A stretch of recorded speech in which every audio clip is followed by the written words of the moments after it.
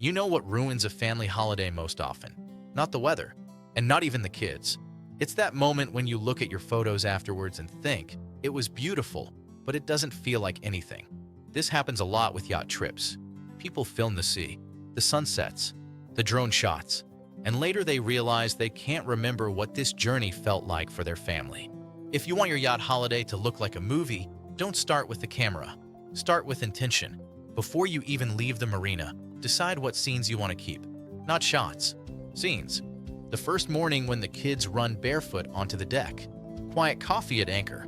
The moment your child jumps into the water without fear. Light is your best ally. Sunrise and sunset do half the work for you. The sea is calmer, faces are softer, everything looks honest, no filters needed. During the day, don't chase perfection, chase emotion. The boat moves. That's part of the story.